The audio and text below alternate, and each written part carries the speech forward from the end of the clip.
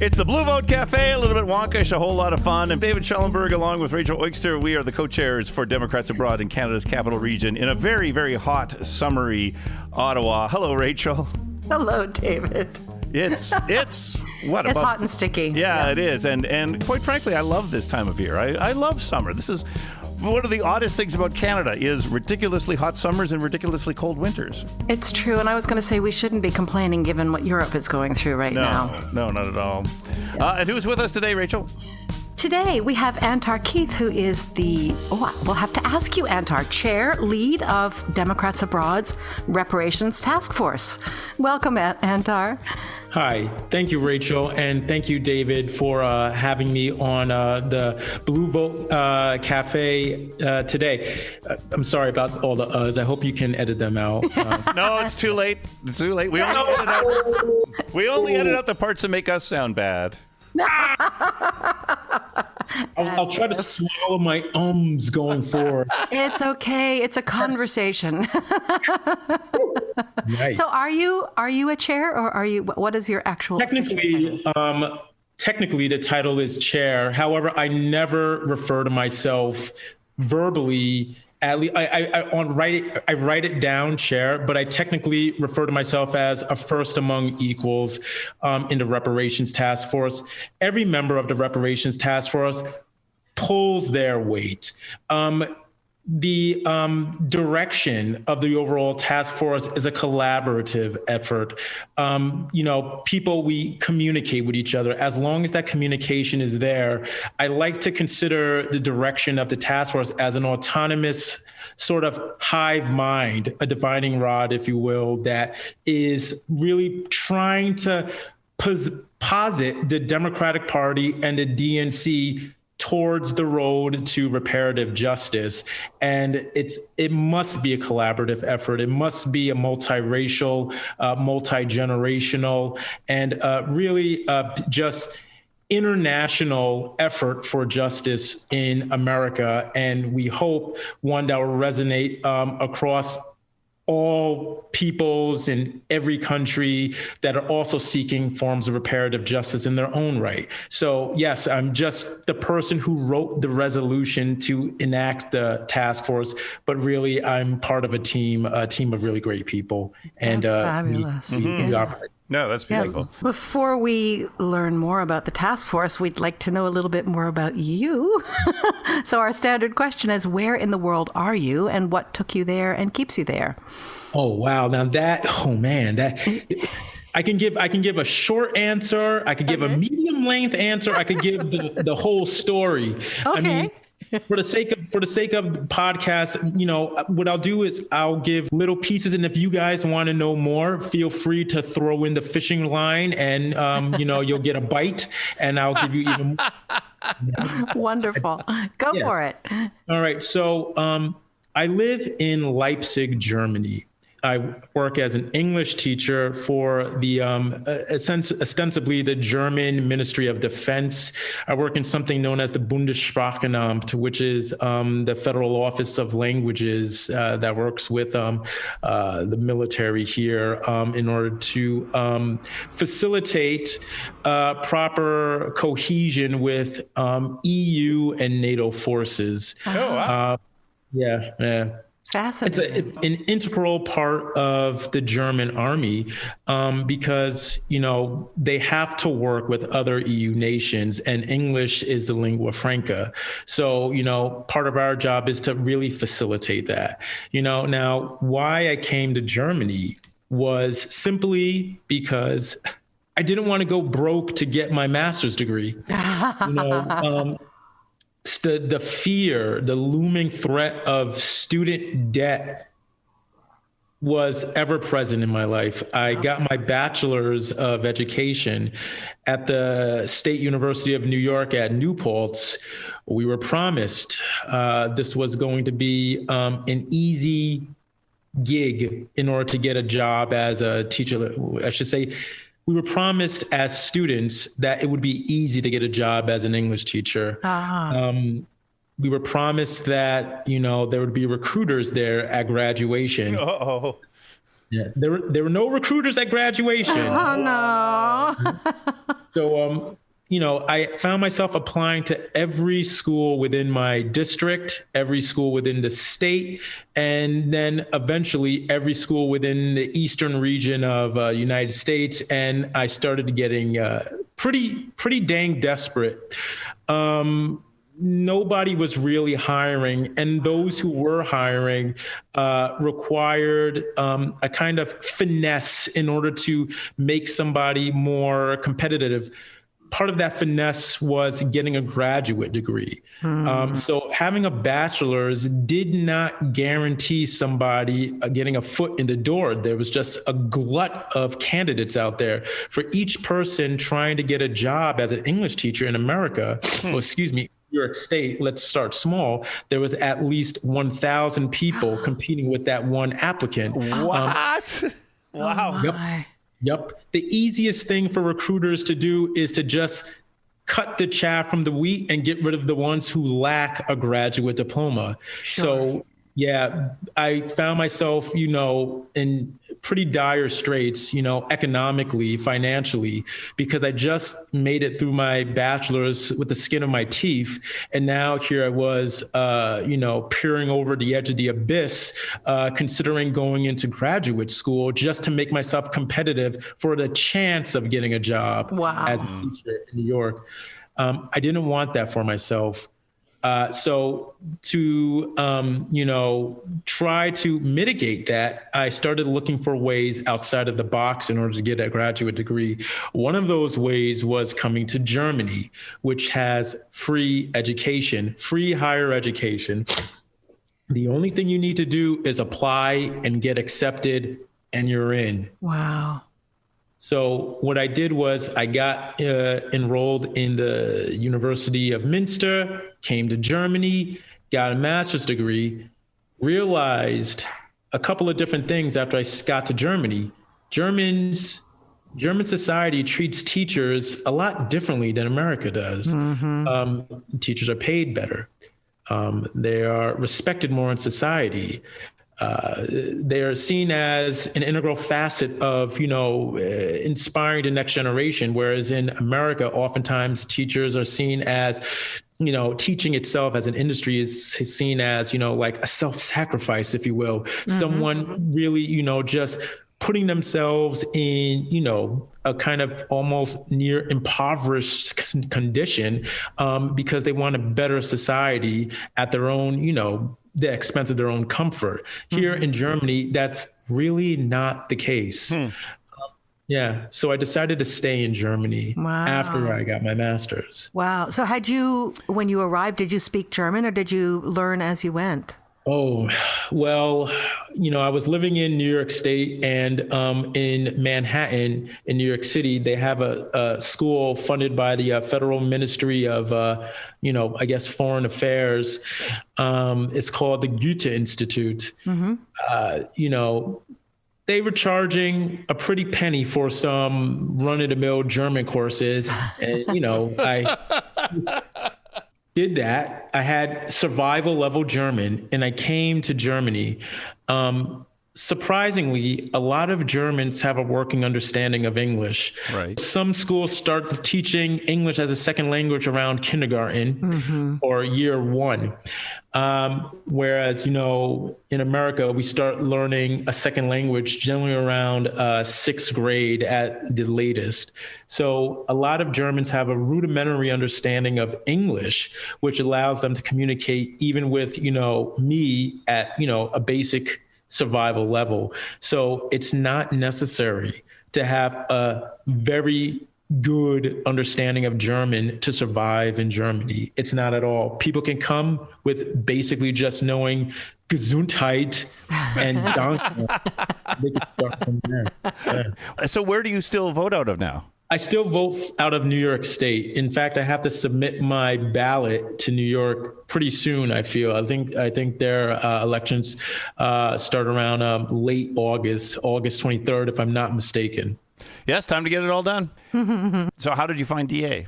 I heard about DA here and there within my first year of being in Germany. I heard whisperings that there was this, clique of Americans that coalesce once a month in Minster, and In a bar somewhere? in a kind of like I wouldn't call it a bar. I would say like a lounge. Classy. Lounge cafe. Yeah.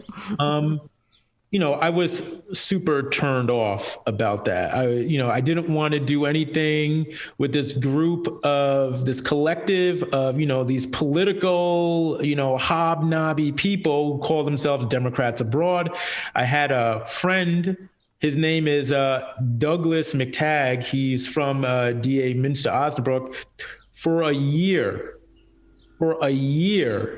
Douglas would talk to me about DA. Every dang time. And I couldn't really understand it because, at the time, the elections were starting for the 2016 elections.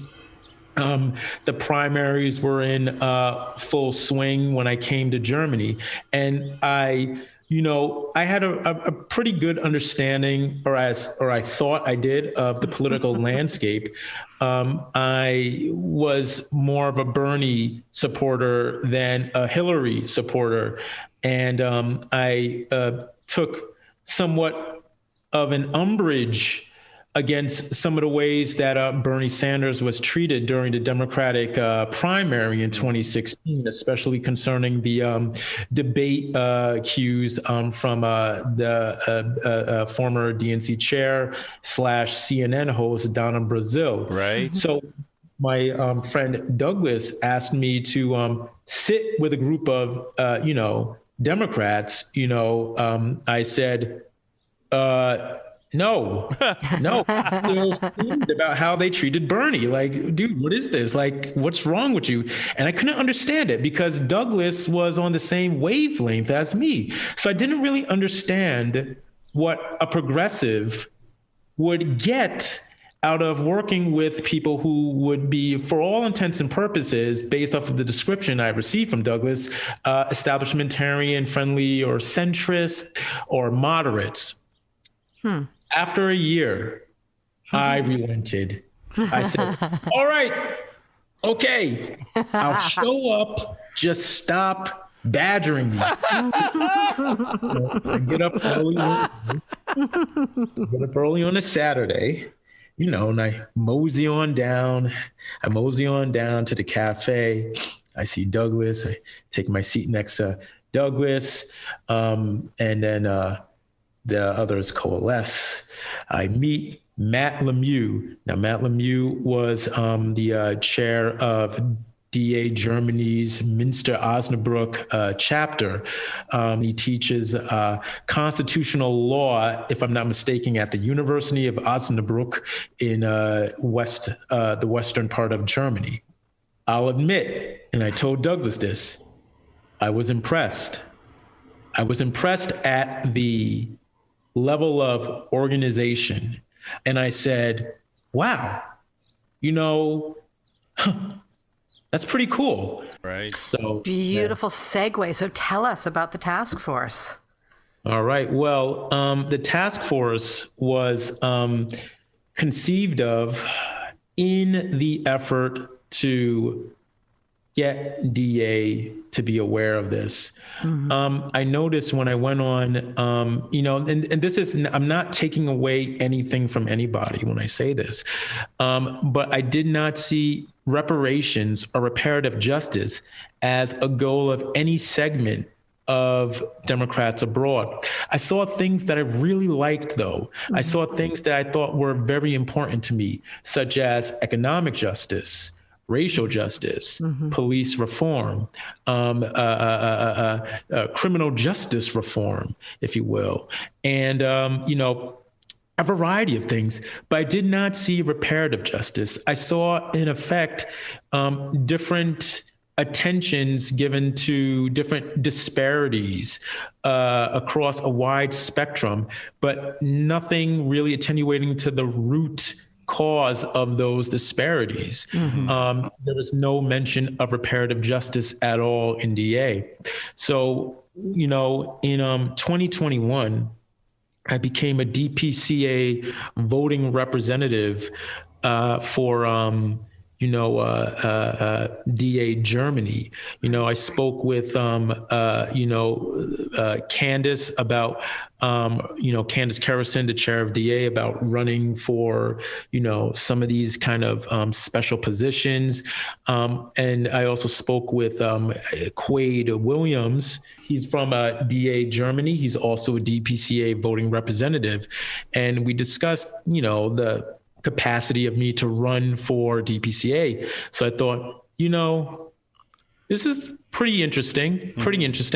So I did one of two things. I decided to become a co-chair of Germany's Progressive Caucus along with Caitlin Kennedy. And then I decided to be a DPCA voting representative for DA Germany. After I became a DPCA voting representative, I saw that, there was lots of issues still that needed to be, attenuated by DA. Again, this was 2021, so this was post George Floyd. During that summer, I participated in a protest in Leipzig, with over 15,000 people, it was pretty awesome, speaking to 15,000 people staying on top of a truck. I almost passed out, though, because I didn't eat anything that morning. Oh, no. My girlfriend, she told me to eat something that morning. I was so excited, I didn't. And then I gave this speech. I almost passed out halfway through, but I didn't fall off that truck, thank God. No, and next time you'll know to eat. Exactly. And after I did that protest, I wanted more. I wanted to address the root cause. So, now this is, I'm a little bit anachronistic. This is before I became the DPCA voting representative. I decided to speak to DA Minster about reparations because I remember that, there were politicians discussing reparations during the 2020 election cycle. Mm-hmm. So, Matt Lemieux asked me to speak to DA Minster about reparations, which I did. Then Caitlin Kennedy, who decided to start her own chapter of DA in Leipzig, asked me to give a talk on reparations. Mm-hmm. And then I did that, and that was, really good. And then Angela Fobbs, then chair of the Global Black Caucus, then asked me to give a third talk on reparation. And now, this was pretty cool because, she's like a technological wizard. She somehow, some way used every kind of digital medium to get the word out. It wasn't just through DA channels. It was through a variety of mechanisms that she was able to really cull in a massive amount of people. Mm-hmm. Wow. Altogether, I think there was like 4,000 people who watched my talk live. Yeah. Unbelievable. Yeah. Like different, I can't even name all the platforms. If you type in on the strategic value of U.S. reparations, you can see all of these apps, all of these programs. You can see how she used Facebook Live to live broadcast while I was doing the Zoom session, while I was talking. Other people were watching from all over the world. It was amazing. It was amazing. Incredible. And so, that really got buzz talking in DA. And then after I became a DPCA voting representative, Susan Vaillant, who was the chair of the DA Resolutions Committee, asked me to write a resolution for DA in support of reparations. And that's what began this process. So I created the resolution because I wanted DA to focus on reparations. Now, if you notice, I'm not talking about myself. I didn't want to work. I said I wanted DA to do the work, not me. I just wanted to go back and, watch Netflix or whatever. Let these nice people in DA do the work. So what ended up happening was I was told that it would likely not go through unless there's a task force initiated from the resolution. I said, sure, as long as I don't have to do it. And they said, who else but you, Antar? I said, really? I got to work? All right. So they made me the chair. Now, when I started, it was really tough because I had nothing. I had no connections. I had really no firm groundwork to run on. Yes, there was a global Black caucus, but there was no prior representatives in this movement. I had to start from scratch. I really did. Yeah. I literally started the Reparations Task Force as just me, Caitlin Kennedy, and our 2 cats. And they can't even lick envelopes. They could do that. They could look at it like, they maybe be a mascot or something. I don't know. I know exactly how much help 2 cats can be, or not. They're good stress relievers. They're like, they look cute. That's their task. That's right. They earn their keep that way. So, after a couple of searches in the dark, I found what I was looking for. There's something called the HR40 Coalition. Now, this is a coalition enacted to support HR40, which is the Reparations Study Bill, a bill that was created in 1989 by, the late Representative John Conyers, that was pattern in large degree off the 1988 Civil Liberties Act. That is, for those who know, the act that granted Japanese American victims of U.S. Concentration camps reparations. This is these are, of course, the people who we know as the victims of what is now euphemistically called internment during World War II.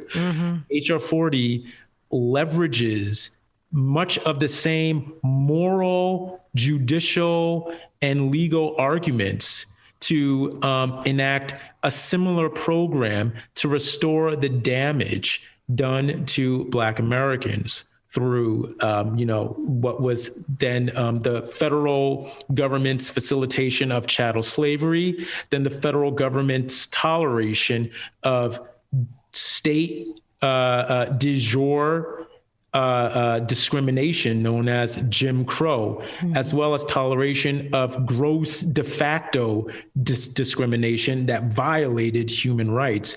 And it also serves as a way to repair the present day disparities across a whole range of harmed sectors, such as education, the Black-white wealth gap, healthcare, employment, housing, you name it. There are disparities that are born out of the discrimination from the past, which itself is a legacy of the federal policy known as chattel slavery. So this coalition, calling itself the HR40 Coalition, or the Why We Can't Wait Coalition, is a coalition of over 350 different civic organizations, religious groups, social organizations, and political groups within the United States of America. The range of people there, from African American civil rights organizations to international human rights organizations, to Japanese American civil rights organizations, many of which are peopled and staffed by some of the fighters for the 1988 Civil Liberties Act. So we have people who have been reparative justice soldiers since the 80s, since the 70s. Right. People who work in churches and synagogues are all part of this coalition within America. And Democrats Abroad's Reparations Task Force is a proud signatory of that coalition as well. Fabulous. So this is in support of a bill that I imagine has been introduced, is being introduced. Where does it stand in terms of actually coming to be law? Yeah. So here's the thing. This is a bill that has been for 32 plus years submitted every congressional session. it has never made it out of its House subcommittee, not once, except for last year. On April 15th, 2021, HR40, the House Reparations Study Bill, made it out of the House Judiciary Committee for the first time in its 32 years. At this moment in time, it has over 215 confirmed yes votes. If it were put to a full House vote today, it would pass. Wow. No questions, no worries. It would pass out of the House. Right. However, the Senate proves a big problem. We have many opponents of reparations. Most of these opponents of reparations, I feel, are opponents because they are not informed of reparations, or they are misinformed of reparations, or they are willingly choosing to be ignorant. We also have, regrettably, certain Democrats that are not receptive to reparations because, like many Republicans, they have imbibed the same misinformation and they choose to believe it rather than believe a growing body, a growing consensus of what reparative justice is that is not just being embraced by Black Americans, but increasingly by white Americans, Latino Americans, Asian Americans of all different socioeconomic strata. You know, it's only so long these holdouts in the Senate can play dumb. The consensus is growing that this is a bill for studying strategies to repair the disparities. It is not a bill designed to dispense reparations. It's a bill designed to study how to attenuate to and heal the disparities in housing, the disparities in education, the disparities in healthcare born out of a legacy of discrimination that costs the American government upwards of trillions of dollars because they cannot repair the ingrained, baked-in discrimination that holds Americans back from attaining the American dream. Literally, this is the only country in the first world that handicaps its own citizenry because there is a choice to not attenuate to the legacy of discrimination. We hold ourselves back and we are to blame. Here we have a chance to study how we can stop holding ourselves back and how we can really, especially as Democrats, unleash the power of civic participation, economic integration, and really just a power for progressive and democratic change. You know, we can't do that if we're holding our own people back. We need to let everybody be able to participate in the society in the way that it was supposed to be. And the HR40 Reparations Study Bill studies ways and devises methods to enact those kind of realities and bring this day of equal justice to fruition. So is that the task force's main focus at this point, getting that bill passed? In our task force, we have 5 main criteria. If you go on democratsabroad.org/RTF, you can click it and you can see our contact points and our goals. Our criteria is not just reparations and reparative justice at the federal level. We are also focused on reparative justice initiatives and efforts at the state and municipal or local level. Indeed, much of the action that's happening in reparative justice today is happening at the local and state level. Strides have been made both publicly and also through private enterprise and also through universities, powerful universities like Harvard that are heeding the call. Mm-hmm. A lot of this support for reparative justice actually stems from the massive support HR40 has received in the wake of the slaughter of George Floyd. Since George Floyd was killed, 215 confirmed yes votes have pledged to support HR40 in the House. Mm-hmm. And this has had a tremendous trickle down to local and state level efforts. We've seen the California State Reparations Task Force become enacted shortly before Democrats Abroad's own Reparations Task Force was enacted.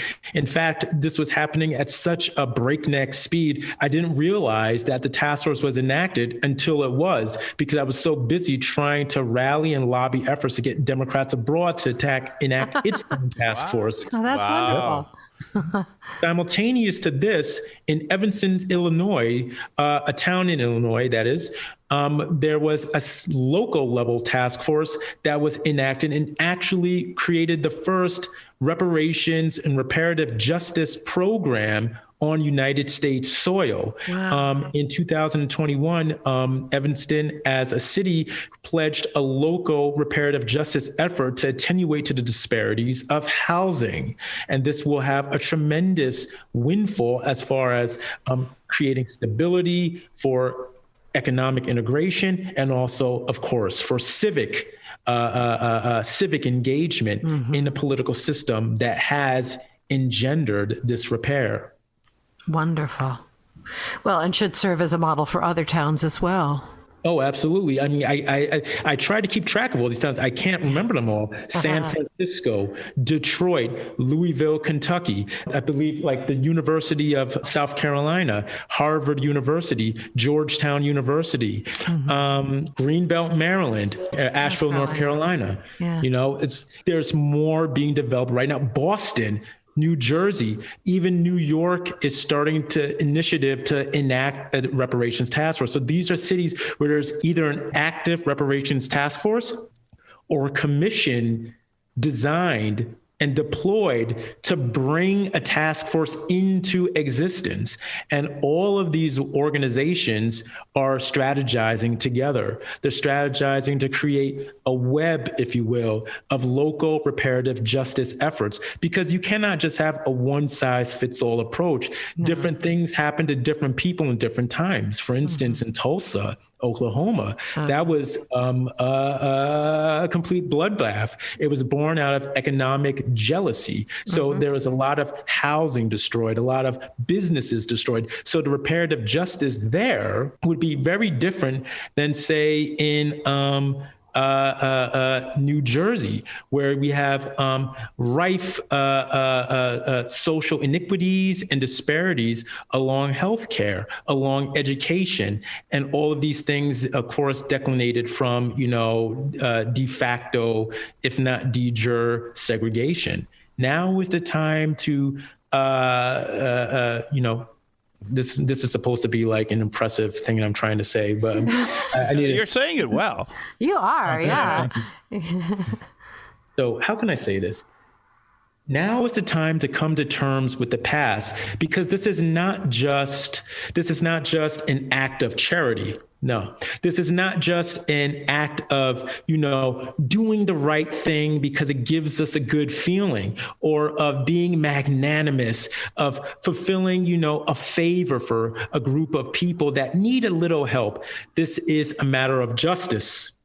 This is a matter of righteousness. This is a matter of law. If America truly is the country that it claims to be, the country of justice, the country of democracy, the country of civic engagement, then it is demanded, the federal government is demanded, at the very least, to repair the damage that the federal government itself has wrought, to the extent that it would be as if the damage never occurred in the first place. Yeah. A lot of people have to really recalibrate what it means when we talk about repair. The late human rights leader Malcolm X said it best. If you stick a knife in my back 9 inches, you pull it out 6 inches, that's not justice. Right. No, it is not. If you pull it out 9 inches and you remove the knife, that is still not justice. Mm-hmm. Justice is healing the blow that the knife made. And they haven't even taken the knife out, let alone heal the wound. Indeed, they haven't even admitted the knife is there. Mm-hmm. Mm-hmm. Reparative justice is more than just acknowledging the knife is there. It's more than just pulling the knife out. It's repairing the blow.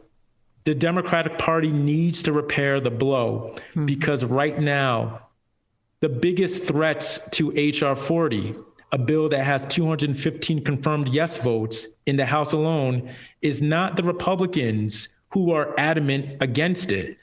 They are conservative Democrats who are in the party right now who believe that reparations would hurt the Democrats in the midterms. Now, this is a leitmotif that has been reiterated ad nauseum for about 3 decades. Mm-hmm. In this post-George Floyd era, where we are now more aware and attenuating to the harms of systemic racism, that is an excuse that does not hold much water. So, our task force is working with the GBC.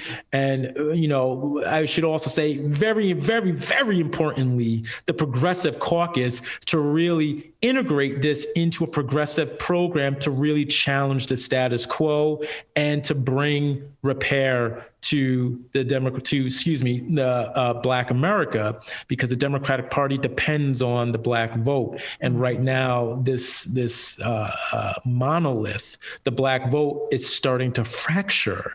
It's starting to become, we can say, declinated into a liberal, into a moderate, and into, regrettably, a conservative wing, the Black vote. Yes, it's hard for me to even conceive of that, but the data is there. The statistics have been very adamant on this point since 2020, indeed since 2016, that unless there is some kind of way to coalesce Black voters into one paradigm so they can vote for a Democratic Party candidate that supports the Black agenda, supports Black people in America, and supports alleviation of systemic racism, Black voters will look elsewhere for the solutions that are so obviously ailing us. And if that happens, that will prove disastrous for the Democrats come the midterms. Disastrous. Got to catch my breath. Yeah. Well, I think all of our heads are spinning just a little bit on a lot of what you have laid out, and the clear way that you've laid it out, and the analogies that you've used make perfect sense. And so, a lot of times you just sort of wonder, what's the problem? Why is everything delayed? And you've even touched on that already too. You explained why everything is delayed, and that just sort of makes it even more frustrating. In our coalition, and really let me step out of the coalition for a little bit. Let me just talk about the task force as is, because we are, on an autonomous thing. We are not. We work with both the Global Black Caucus and the Global Progressive Caucus equally. We are not subordinate to any of these caucuses. We are a global team within the Democrats Abroad organization. Mm-hmm. And we have our own discussions about how to march forward that, really kind of, buck the trend for what we conceive of advocacy for reparations. There is a popular conception that Democrats and the Democratic Party itself is going to be the main go-to people for reparative justice. However, some of the biggest opponents of passing HR 40 are fellow Democrats. How can that be? What are we to do when we find ourselves trapped between literally a rock and a hard place?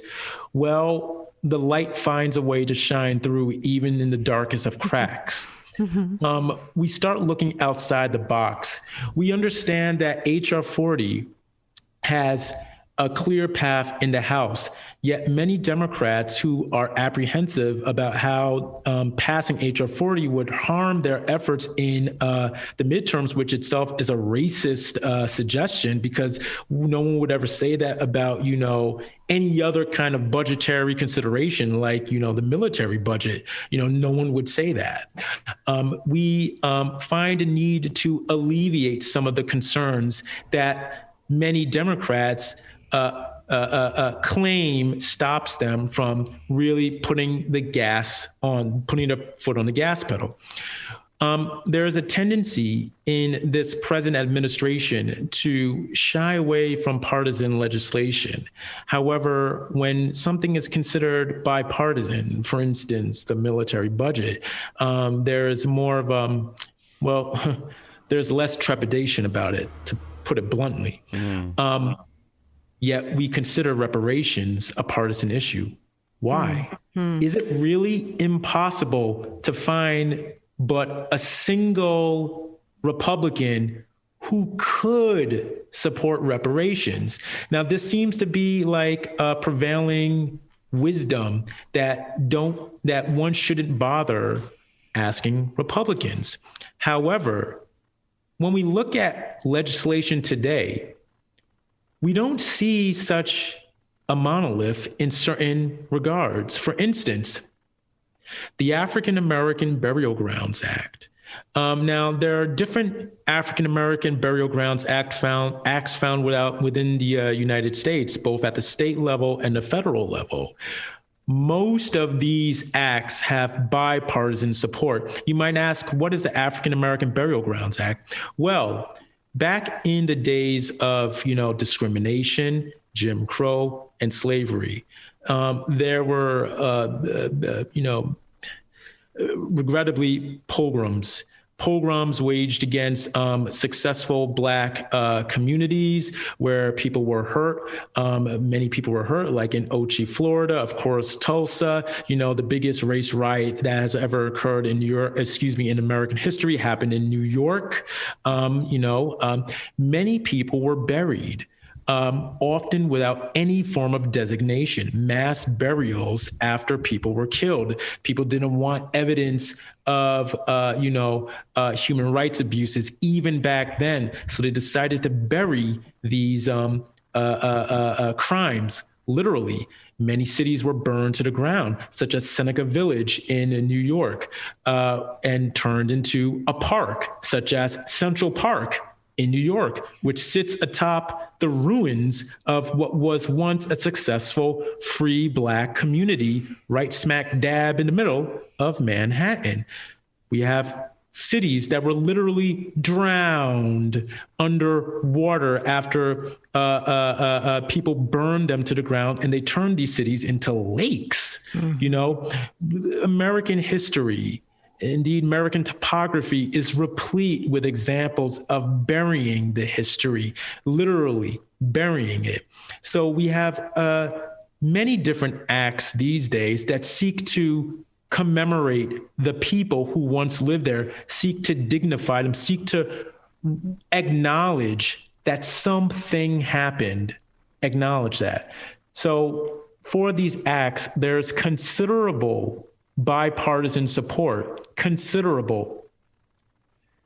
What we've identified is that Republican support for African American burial ground acts offer a ripe kind of opportunity, because the first step in reparative justice is acknowledgement. The second step is redress and restitution.